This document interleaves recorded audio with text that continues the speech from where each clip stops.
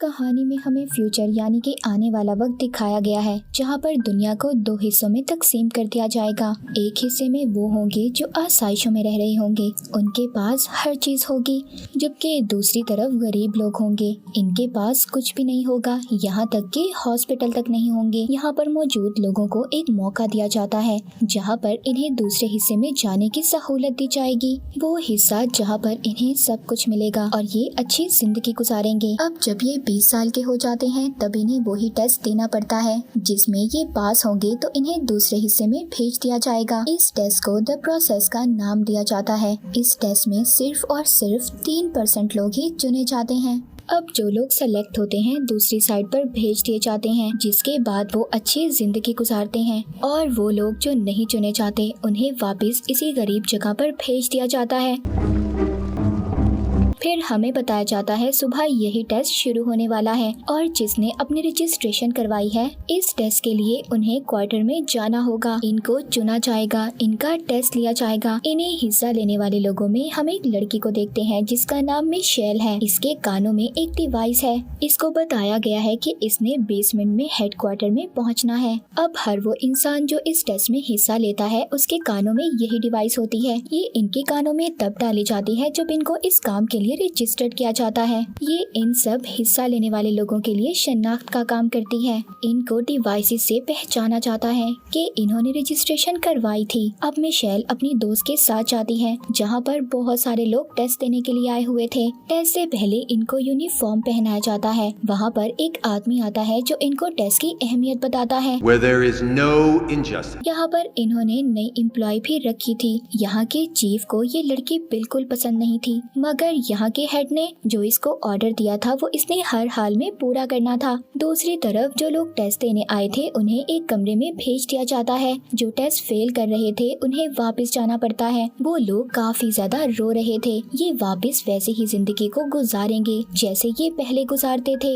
इधर मिशेल को भी दिखाया जाता है जिससे काफी पर्सनल सवाल किए जा रहे थे। ये बताती है कि पहले ये जिस लड़के को पसंद करती थी वो भी पास हो गया था, उसने भी इंटरव्यू दिया था, मगर जिसके बाद वो कभी वापस नहीं आया। अब इसको ऐसा लगता है कि शायद उसको चुन लिया गया था, उसने टेस्ट पास कर लिया था। अब वो आदमी जो इसका इंटरव्यू ले रहा था वो कहता है हो सकता है कि उसको चुना ही ना गया हो, और क्या पता उसके साथ कुछ ऐसा हुआ हो जिससे वो कभी वापस ही ना आए, कोई एक्सीडेंट या फिर कोई गलत काम जो उसके साथ नहीं होना चाहिए था। वो देखना चाहता था क्या ये लड़की उस लड़के पर डिपेंड कर रही है, यानी कि भरोसा तो नहीं करती। Let's find out if you really made it, okay? अब ये उससे कहता है अपना वही लॉकेट उतारो जो उसने तुम्हें तोहफे में दिया था। मिशेल अपना वही लॉकेट उतार देती है और सामने रख देती है, जिस पर अब इस लड़की को चुन लिया जाता है। दूसरी तरफ हमें एक और लड़का दिखाया जाता है। ये बहुत ही होशियारी से सभी सवालों के जवाब दे रहा था। इसकी फैमिली के बाकी सभी लोग इस टेस्ट में पास हो गए थे, इसीलिए ये काफी ज्यादा खुश था। अब उधर ही एक और लड़का था जो इस टेस्ट में पास नहीं होता। वो कहता है मेरे साथ नाइंसाफी हुई है, ये सिस्टम ही अच्छा नहीं है। साथ ही में हम एक और लड़की को देखते हैं जो बोलती बहुत कम थी। यहाँ पर जितने भी लोग आए थे ये सब में ज़हीन और स्मार्ट थी, इसी वजह से इसको चुन लिया जाता है। साथ ही में उधर एक कमजोर लड़का भी था जो व्हील चेयर पर बैठा हुआ था। ये माजूर था, मगर फिर भी इसने हिम्मत नहीं हारी और ये इधर टेस्ट देने के लिए आया था। इसकी हिम्मत की वजह से इसको चुन लिया जाता है। इधर ही फैसिलिटी में एक लेडी जो कह रही थी कुछ ग्रुप के लोग हैं जो हमारे सिस्टम को नुकसान पहुँचाना चाहते हैं, और यहीं पर उन्होंने एक आदमी को भी भेज रखा है जो सारी बातें उन तक पहुंचाएगा। अब ये लोग एक आदमी को तो पकड़ लेते हैं। वो बताता है कि इधर एक और आदमी है जो यहाँ पर लोग टेस्ट देने आए हैं उनमें मौजूद है। अब इन्होंने उस आदमी को पकड़ना था। दूसरी तरफ वो ग्रुप दिखाया जाता है जो इस सिस्टम के खिलाफ है। ये आपस में मीटिंग कर रहे थे। ये लोग इस ऊंचे और नीचे दर्जे के फर्क को खत्म करना चाहते थे। इनका मानना था कि हर इंसान को अच्छी जिंदगी गुजारने का हक है। इनके ग्रुप के लीडर को पूरा यकीन था जो आदमी इन्होंने उधर टेस्ट देने वाले लोगों के दरमियान में भेजा है वो पकड़ा नहीं जाएगा और अच्छे से अपना काम करेगा। अब उधर क्वार्टर में एक आदमी खुद को मार लेता है क्योंकि उसको चुना नहीं गया था। वो अपनी पहले वाली जिंदगी नहीं गुजारना चाहता था। सब लोग उसकी इस हरकत पर बहुत हैरान थे। इसके बाद चुने हुए लोगों को एक कमरे में भेज दिया जाता है जहाँ पर इनको आगे के राउंड को पार करना था। यहाँ पर इनके डिवाइसेस को चेक किया जाता है। वही डिवाइस जो इनकी शिनाख्त का काम करेगी। इनको पता करना था कि ये सब लोग रजिस्टर्ड हैं और साथ ही साथ इन्हें ये भी पता करना था कि वो आदमी उस ग्रुप का इनके दरमियान में तो नहीं जो ग्रुप इनके खिलाफ है। फिर इधर वही स्मार्ट लड़की जो सबसे ज्यादा ज़हीन थी, वो अपने सामने खड़े लड़के के कान पर स्टिचेस यानी टांकों को देखती है। वो ये देखती है वो स्टिचेस वैसे नहीं थे जैसे सबके कानों के पीछे थे और उसके कान में डिवाइस भी नहीं थी। वो कहती है तुम फ्रॉड हो। अब उस लड़के को स्कैन करने के लिए ले जाया जाता है। इस लड़के का नाम रेफल था, मगर वो लड़का रजिस्टर्ड था। इस लड़की को समझ आ गई थी कि कहीं ना कहीं तो कुछ गलत है, मगर इस बारे में ये किसी को कुछ नहीं बताती। मगर इसको अब इस लड़के पर शक हो गया था। अब वो वक्त भी आ जाता है जिसका इन सबको इंतजार था, यानी कि इनका टेस्ट भी स्टार्ट किया जाता है। इनको कमरे में ले जाया जाता है। अब वहाँ इनके सामने बहुत सारे ब्लॉक्स रख दिए जाते हैं। इनको 10 मिनट में 9 क्यूब्स बनाने थे। टेस्ट का टाइम स्टार्ट होता है और ये सब अपने अपने काम पर लग जाते हैं। यहाँ पर मिशेल अपनी साथ वाली लड़की की मदद कर रही थी। आखिर में ये खुद रह जाती है। टाइम खत्म हो रहा था। अब ये जिस लड़की की मदद कर रही थी वो लड़की अब इसकी मदद करती है। इधर राफेल भी अपने क्यूब्स बना रहा था और साथ वाले लड़के से क्यूब्स को चोरी भी कर लेता है। अब बाद में टेस्ट के रिजल्ट को दिखाया जाता है। यहाँ पर ये राफेल, ज़हीन लड़की, मिशेल और वो लड़की जो इसकी मदद कर रही थी सभी पास हो जाते हैं। अब जब राफेल बाहर आता है जिसने क्यूब्स को चोरी किया था और ज़हीन लड़की को भी उस पर शक था, सभी उधर कह रहे थे कि तुम चीटर हो। इसकी सबके साथ लड़ाई हो जाती है और सब इसको मारते हैं। अब ज़हीन लड़की इसके पास आती है और कहती है मैं जानती हूँ तुम्हारी रजिस्ट्रेशन झूठी है, तुम मेरी बात मानो, मेरे साथ रहो, तब मैं तुम्हारे बारे में किसी को कुछ नहीं बताऊंगी और अगर तुम मेरी बात नहीं मानोगे तो मैं हेड को जाकर बता दूंगी कि तुम धोखेबाज हो। अगले सीन में एक लेडी को मिशेल और उसकी दोस्त पर शक हो रहा था। उन्हें ये लग रहा था इन दोनों में से कोई है जो हमारे खिलाफ उस ग्रुप से मिला हुआ है। वो लेडी कहती है मुझे सच बताओ तुम में से कौन है जो ग्रुप के साथ मिला हुआ है, वरना तुम दोनों को मार दिया जाएगा। मिशेल अपनी दोस्त के कान में कहती है ये हमें क्या मारेगी, हमें इसको मार देंगे।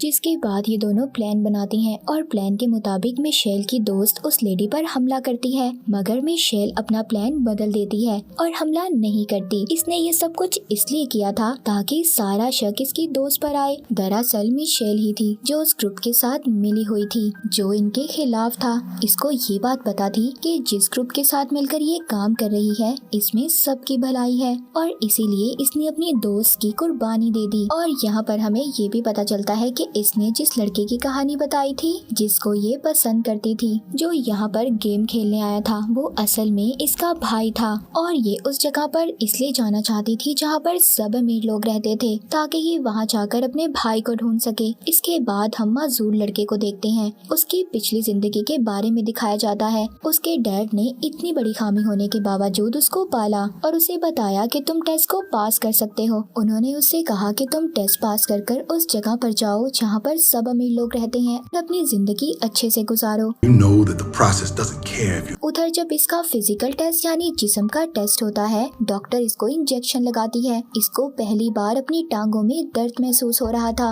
डॉक्टर इसको बताती है अगर तुम टेस्ट पास करके दूसरी अमीर कम्युनिटी में जाओगे तो वहाँ पर तुम्हारा और अच्छे से इलाज हो सकेगा। अब इन सबको अगले टास्क के लिए अगले कमरे में ले जाया जाता है। वहाँ मेज पर 4 कठपुतलियाँ पड़ी थी जिनके चेहरे पर अलग अलग तरह के एक्सप्रेशन थे। हर किसी ने अपने लिहाज से चेहरा बनाया हुआ था। अब यहाँ ग्रुप को पता लगाना था जिस औरत ने नीले रंग के कपड़े पहने हुए हैं उसे क्या हुआ है। अब ये जल्दी से सब अपने हालात को समझना शुरू करते हैं और अपने अपने आइडियाज देते हैं। माजूर लड़का इनके सामने एक कहानी रखता है। वो कहता है इस औरत को जहर दिया गया है। इस घर में अपने हस्बैंड के साथ मेहमान आई थी। असल में इस औरत का चक्कर इस आदमी के साथ था जिसके घर में ये मेहमान आई थी और उसी आदमी की बीवी ने इसे जहर दिया है, तभी तो इतने सुकून से बैठी है। ये तभी उस आदमी की तरफ देख रही है जिसकी बीवी ने इसे जहर दिया है, क्योंकि इसका चक्कर जो था इस आदमी के साथ। अब सारे ग्रुप को तो ये कहानी अच्छी लगती है। News was genius, right?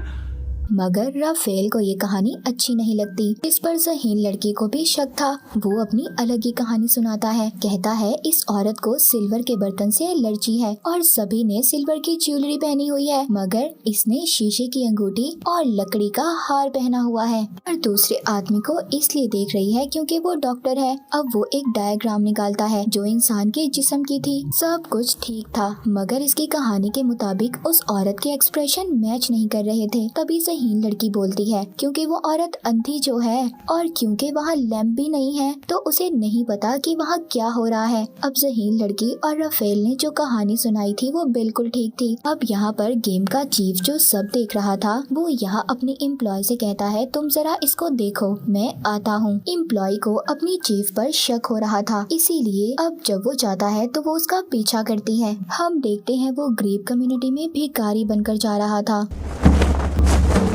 Her group को अगले टास्क के लिए ले जाया जाता है। वहाँ पर इनको 6 कॉइन्स दिए जाते हैं, मगर यहाँ पर 7 लोग थे। इनको यहाँ पर ये फैसला करना था कि इन्हें एक बंदे को निकालना होगा। इनको 15 मिनट का टाइम दिया जाता है। आखिर में जो कॉइन के साथ बाहर जाएगा वही पास होगा। अब राफेल कहता है मेरे पास कॉइन है और मैं बाहर जाना चाहता हूँ, पर तभी एक लड़का इसको मारता है और उससे कॉइन लेने की कोशिश करता है। इसके बाद ये सब सोचते हैं क्यों ना हम सब लोग वोट करें। सब राफेल को निकालने का वोट करते हैं, मगर मिशेल यहाँ पर वोट ज़हीन लड़की के लिए करती है कि इसको बाहर निकालना चाहिए। ज़हीन लड़की राफेल की तरफ देखती है कि ये उसका साथ देगा। अब वो उस ज़हीन लड़की का साथ देता है और कहता है मासूम लड़के को निकालना चाहिए क्योंकि ये तो जीत भी नहीं सकता। मगर वो लड़का कहता है मैं जीत गया, मेरा इलाज हो सकता है, मैं तो जीतूंगा। जिसके बाद ये सब फैसला करते हैं कि इनको किस्मत पर छोड़ देना चाहिए। अब उधर वो एम्प्लॉय जिसको चीफ नजर रखने का बोल कर गया था वो ग्रुप पर नहीं बल्कि चीफ पर नजर रख रही थी। उसको भी पता चल जाता है कि वो एक कैमरे से एम्प्लॉय को अपने पीछे आता देख लेता है। एम्प्लॉय को भी शक हो गया था, मगर उसके पास चीफ के खिलाफ कोई सबूत नहीं था। उधर ग्रुप को दिखाया जाता है जो सबको रिबन का पीस बांटते हैं। कहते हैं कि जिसके पास छोटा पीस आएगा उसको निकाल दिया जाएगा। ज़हीन लड़की के पास छोटा पीस आता है और उसको गेम से निकाल दिया जाता है। अब जैसे ही सब कमरे से निकलते हैं आखिरी लड़के को पता चलता है कि उसके पास तो कॉइन ही नहीं है। और उसको पता चलता है जब ये दूसरी लड़की के साथ बात कर रहा था तभी उस ज़हीन और स्मार्ट लड़की ने इसके कॉइन को चोरी कर लिया था। और हारने के बावजूद ज़हीन लड़की गेम में सेलेक्ट हो जाती है। कहानी के आखिर में ज़हीन लड़की कहती है कि मैं यहाँ पर जीतने आई थी और जीतने के लिए कुछ भी कर सकती हूँ। और इसी के साथ ये सीरीज यहीं पर खत्म हो जाती है।